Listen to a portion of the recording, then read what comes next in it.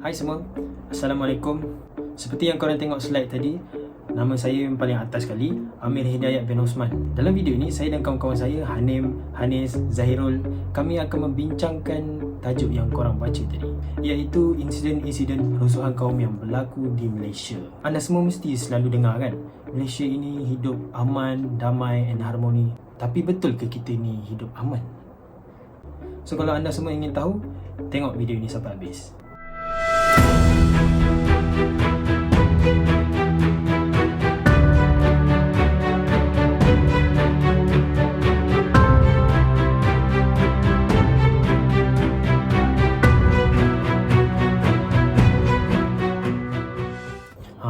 Seram kan tengok gambar-gambar tadi kan. Bergaduh sampai berdarah, sampai kena balik pembedih mata, merosakkan harta benda. Gambar-gambar tu semua adalah insiden yang berlaku di Malaysia. Okay, so apakah itu rusuhan kaum? Kalau kita tengok secara dasar, rusuhan kaum ni of course lah semua tahu kan. Perkataan rusuhan ni, kata dasarnya rusuh. Kalau korang nak Google, selalu Google ni dibagi perkataan English baru dia translate kan. Rusuh ni dalam bahasa Inggeris, riot. Kalau korang Google riot ni pun, a violent disturbance of the peace by a crowd. Okay, dengar saja pun nampak macam benda teruk kan. Hakikatnya memang teruk. Tapi mungkin anda semua ada tertanya-tanya, apa beza dengan solidariti yang berlaku untuk warga-warga Palestin dengan rusuhan kaum yang berlaku ni? Dua-dua pun kalau kita tengok berkumpul dan berarak untuk nak bantah sesuatu ke apa kan. Dia sebenarnya lebih kurang je solidariti dengan rusuhan ni. Tapi solidariti ni dia macam persepakatan yang disokong ramai pihak. Tapi rusuhan ni pula, dia still perarakan ramai-ramai orang. Tindakan mereka tu menunjukkan keterlaluan. Sebabnya sampai diorang nak bergaduh lah, nak merosakkan harta benda lah, dengan bawa benda-benda yang boleh menggugat nyawa. Perkataan rusuh tu pun kalau korang Google, Kamus Bahasa Melayu tulis terganggu ketenteraman, tidak aman, gaduh, huru-hara, kacau. Nampak? Dia macam perarakan yang boleh dikatakan perarakan yang ganas. Yang saya boleh senaraikan ada 4. Tapi dia sebenarnya ada banyak lagi. Cuma dalam video ini, kawan-kawan saya nanti akan terangkan berdasarkan salah satu daripada 4. So antara penyebabnya adalah salah faham antara satu sama lain, pertelingkahan politik, perasaan tidak puas hati, ataupun perbezaan agama. Tapi banyak lagi lah faktor-faktor lain. Tapi dengan sebab-sebab inilah menunjukkan yang kita manusia ni ada sensitiviti tertentu yang kita perlu jaga antara satu sama lain. Jadi cukuplah bahagian saya buat masa kini. Seterusnya kita akan dengar pula insiden-insiden yang kawan saya akan cerita. Kita mulakan dengan Hanim Nashiah. Berbicara soal rusuhan kaum, tidak asing lagi bagi masyarakat setempat akan satu peristiwa yang sangat menyedihkan dalam sejarah negara Malaysia. Ianya merupakan satu titik hitam yang mengajar kita betapa pentingnya perpaduan dalam sesuatu komuniti. Peristiwa yang digambarkan itu tidak lain dan tidak bukan ialah peristiwa 13 Mei 1969. Dalam berbagai-bagai isu perkauman yang berlaku di negara ini, peristiwa 13 Mei 1969 merupakan kemuncak masalah perpaduan. Tragedi malang ini telah membawa kepada kemusnahan dalam negara Malaysia apabila telah meragut nyawa ramai orang pada ketika itu. Dengan pelbagai keburukan akibat daripada kejadian ini, bukanlah menjadi satu keheranan apabila peristiwa ini sentiasa menjadi tumpuan dan paling hampir untuk dikaitkan dengan tajuk rusuhan kaum di negara ini. Setiap peristiwa yang berlaku pasti ada punca dan faktor yang mendorong kepada senario ini. Dan antara punca yang boleh di-highlightkan adalah dari segi politik, layanan berat sebelah tentera Jepun serta dasar pecah dan perintah oleh penjajah Inggeris. Peristiwa 13 Mei 1969 seperti nama yang dikaitkan dengan tarikh berlakunya peristiwa itu, ianya sangat rapat dengan punca utama terletusnya kejadian ini, iaitu Keputusan Pilihan Raya Umum 1969 yang diumumkan pada 10 Mei 1969, iaitu 3 hari sebelum berlakunya tragedi berdarah ini. Keputusan pilihan raya ini telah dimenangi oleh pihak pembangkang dan telah menjadi satu kejayaan besar buat penyokong parti tersebut pada ketika itu.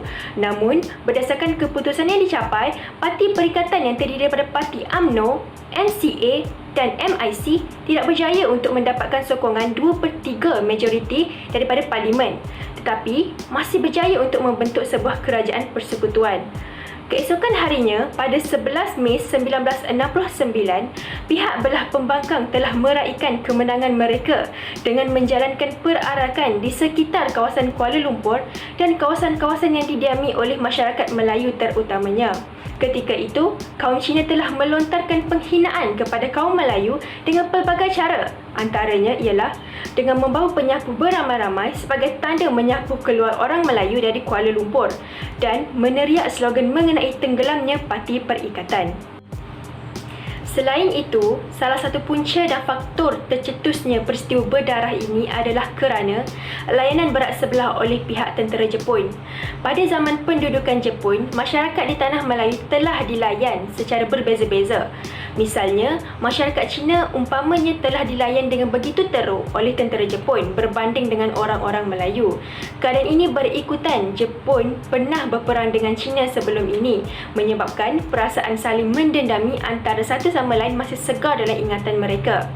Layanan berat sebelah ini telah menyemai perasaan permusuhan antara orang Melayu dengan orang Cina. Punca terakhir yang dapat dibahaskan adalah disebabkan oleh dasar pecah dan perintah penjajah Inggeris.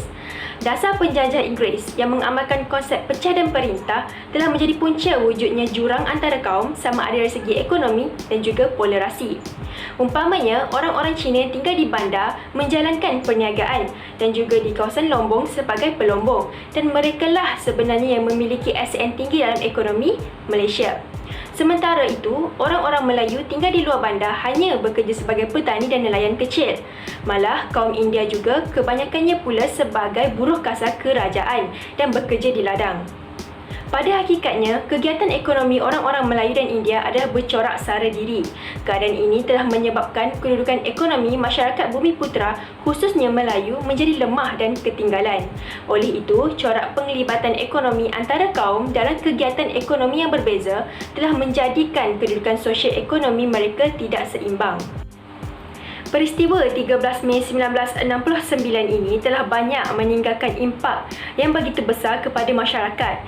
Hal ini dapat dilihat bahawa disebabkan adanya sikap perkauman, terdapat salah faham dan pandangan buruk terhadap kaum lain. Sikap perkauman ini akan memecah belahkan kaum dan memberi kesan dalam jangka masa yang pendek maupun jangka masa yang panjang.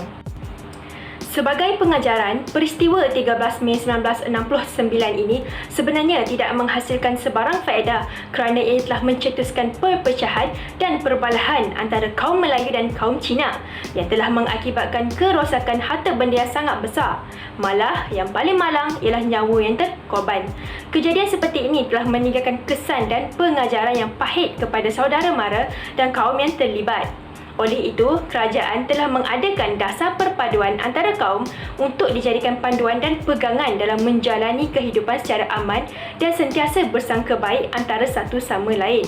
Dengan adanya pelbagai kaum, budaya dan pegangan agama di Malaysia, maka peristiwa 13 Mei 1969 ini pasti berulang sekiranya tiada kesedaran tentang isu-isu sensitif yang timbul seperti hak keistimewaan kaum Melayu yang merupakan penduduk asal di negara ini.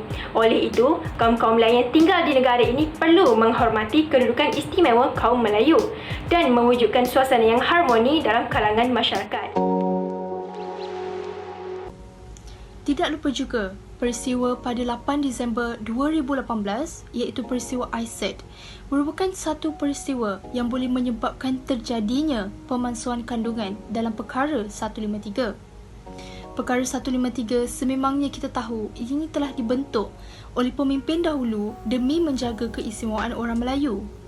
Jadi saya di sini akan membentangkan dengan lebih lanjut terhadap peristiwa ISET dengan membicarakan apa itu ISET, bagaimana peristiwa ISET dapat mencetuskan rusuhan kaum di Malaysia, kesan jika ISET disahkan di Malaysia dan kesimpulan daripada peristiwa ini. Jadi, saya mulakan dengan apa itu ISET. ICED ataupun Konvensyen Antarabangsa Penghapusan Diskriminasi Kaum oleh Pertubuhan Bangsa-Bangsa Bersatu yang dikuatkuasakan pada 4 Januari 1969 mempunyai tujuan untuk menghapuskan diskriminasi dan mengawal kesamarataan tanpa mengira kaum. Berdasarkan ICED, memberi keistimewaan kepada sesuatu kumpulan itu merupakan satu bentuk diskriminasi. Jadi dengan kata lain, perkara 153 turut perlu dimansuhkan atas sebab memberi keistimewaan kepada orang Melayu dan Bumi Putera ialah satu bentuk diskriminasi bagi ICED. Walau bagaimanapun, pada mulanya kerajaan telah mengusulkan supaya Malaysia untuk mengesahkan ICED. Ini kerana mereka tidak ingin ketinggalan seperti negara-negara majoriti yang lain kerana Malaysia merupakan antara 14 negara yang belum mengesahkan di bawah ICED berbanding dengan negara-negara lain. Jadi, majoriti yang menyokong penubuhan ICED di negara kita merupakan kaum Cina dan India. Ini kerana mereka ingin menuntut kedudukan kesamarataan seperti kedudukan agama Islam yang dimiliki oleh orang Melayu. Manakala masyarakat yang menentang penubuhan ICED di Malaysia merupakan majoriti orang Melayu yang ingin melindungi kedudukan Islam sebagai agama rasmi, mengekalkan hak keistimewaan Melayu serta raja-raja. Maka, ianya telah menjadi punca dalam mencetuskan rusuhan kaum. Pada 8 Disember 2018, ratusan ribu manusia telah berhimpun di perkarangan ibu kota Kuala Lumpur dan di sekitar wilayah persekutuan untuk menuntut hak masing-masing. Namun begitu, pembentukan ICED telah ditentang majoriti sewaktu berunding di Parlimen dan ianya merupakan salah satu perkara yang mustahil untuk memenuhi 2/3 sokongan seperti yang dikatakan oleh Tun Dr. Mahathir Mohamad. Sungguh pun begitu, benar atau tidak kita terfikir jika ICED telah dirasmikan dan dilaksanakan di negara kita, apakah kesan yang akan berlaku dalam Malaysia? Antara kesan yang kita dapat lihat ialah semua undang-undang perlembagaan, hak keistimewaan yang diberikan kepada orang Melayu dan Bumi Putera akan dimansuhkan.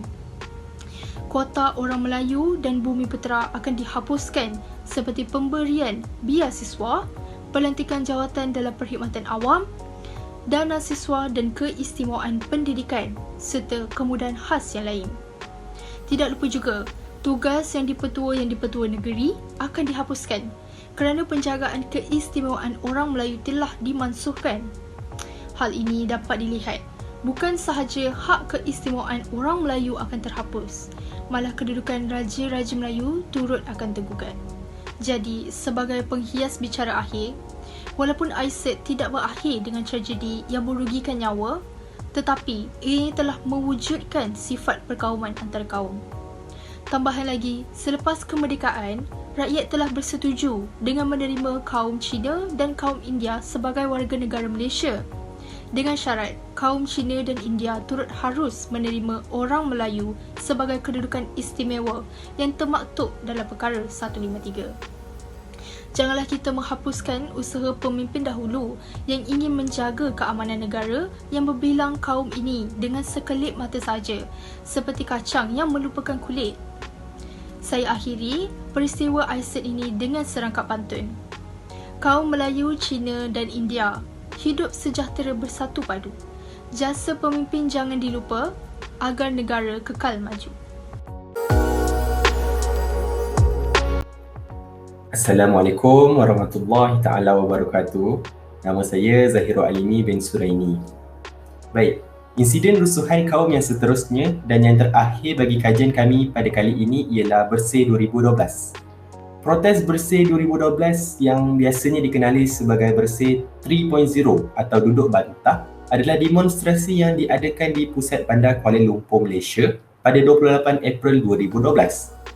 NGO Bersih mengaturnya dengan bantuan Pakatan Rakyat.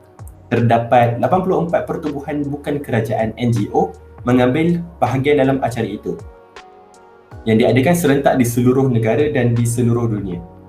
Bersih 2012 sepatutnya diadakan dengan damai, dengan para hadirin diminta untuk melakukan tunjuk perasaan di lokasi perhimpunan khususnya dataran Merdeka dari jam 2 petang hingga 4 petang.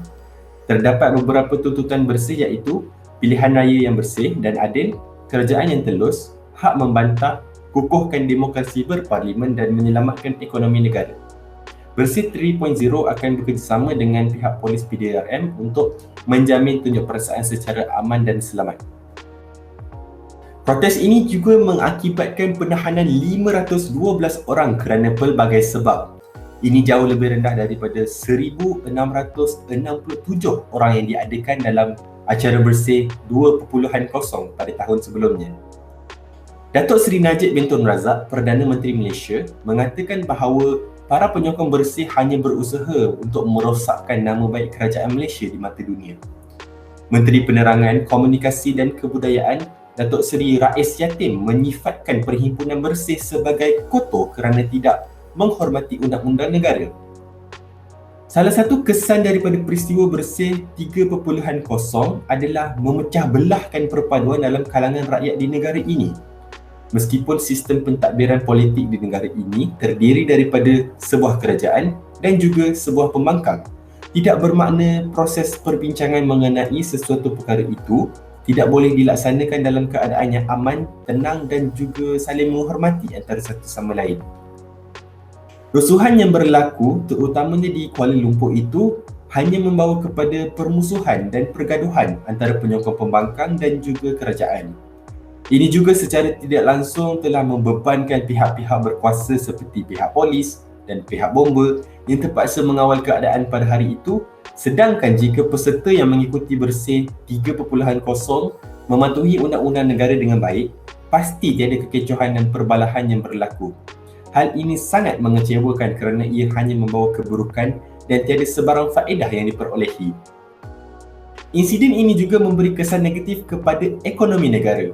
Peruntukan yang besar perlu dikeluarkan bagi memperbaiki struktur-struktur dan kerosakan yang berlaku di sekitar bandar pada hari itu. Tambahan pula, beberapa peniaga di sekitar jalan-jalan yang digunakan untuk melaksanakan bersih 3.0 ini telah meminta ganti rugi kepada pihak Dewan Bandaraya Kuala Lumpur dan juga pengurus bersih atas kerugian yang terpaksa dihadapi mereka akibat daripada rusuhan yang sia-sia ini. Sekiranya segala dana dan nilai mata wang ini dapat digunakan ke arah yang jauh lebih memanfaatkan negara, pasti kesan positifnya dapat dirasai bersama semua masyarakat Malaysia. Pada pendapat saya, rusuhan-rusuhan kaum yang berlaku di Malaysia ini hanya membawa kepada keburukan dan ketidakbaikan kepada negara ni. Sebabnya, tak ada mana-mana pihak pun yang menang dalam peristiwa yang berlaku dalam sejarah negara ini. Apa yang kita dapat lihat. Apa yang kita dapat perhatikan hanya membawa kerugian, membawa kerosakan dan mencetuskan pergaduhan yang sia-sia. Pihak kerajaan juga tak menang, pihak pembangkang pun tak menang. Apa yang kita boleh simpulkan adalah semua orang kalah. Semua orang kalah. Sekian, terima kasih. So, kita dah sampai ke penghujung video. Macam, menarik tak penerangan kawan-kawan saya tadi? So, kesimpulan yang dapat kami buat, peristiwa rusuhan kaum ni sebenarnya daripada dulu lagi. Sebab kalau nak cakap pasal kaum ni, kita kat Malaysia ni banyak sangat kaum. Tapi rusuhan kaum ni bukanlah topik yang sewenang-wenang yang korang nak bercerita dengan kawan-kawan korang ke. Dan lagi kalau ada kawan yang berlainan kaum, dia ada kawan Cina, ada kawan India, siapa je suka rusuhan kaum ni kan? Insiden-insiden ni dah banyak menghantui orang-orang yang pernah terlibat dengan insiden yang mungkin pernah mereka lalui. Maka amat penting untuk kita, rakyat Malaysia ni, haruslah menjaga tutur kata, adab kita dengan orang sekeliling. Walaupun dengan kawan, kenalah bercakap perkara-perkara yang tidak menimbulkan isu sensitivity. Sebab mungkin bagi kita yang bercakap tu, kita rasa benda tu gurau. Tapi kita tak tahu kawan kita tu mungkin terasa dengan kita ke, dengan apa yang kita cakap ni. Jadi nasihat yang kami boleh berikan adalah sebelum nak cakap sesuatu tu, kita fikir dulu apa yang orang akan rasa. Kita kena tahu kita cakap dengan siapa, adakah benda yang kita cakap ni akan membuatkan mereka terasa ke apa. Secara tidak langsung, ia boleh membuatkan kita berfikiran terbuka. Jadi rusuhan kaum tu tercetus disebabkan diri kita sendiri. Kita terlalu terikut dengan emosi kita dan menyebabkan kita membuat suatu perkara tu dengan tindakan tergesa-gesa tanpa memikirkan implikasinya. Kalau benda tu terjadi dekat korang, maybe contohnya korang sakit hati ke dengan kawan korang ke, ataupun ada satu kumpulan ni dia membangkitkan isu sensitivity, isu keagamaan ke, penyelesaiannya bukan melakukan rusuhan, tapi korang boleh buat report pada pihak tertentu ke, pada pihak polis ke, sebab mereka yang ada kuasa untuk menjatuhkan hukuman. Jadi kita sebagai rakyat Malaysia haruslah menjadi rakyat yang rasional, berfikiran terbuka, hormat menghormati dan menjaga hubungan antara satu sama lain. Barulah Malaysia boleh aman kan? Jadi itu saja video daripada kami. Sekian, terima kasih. Assalamualaikum.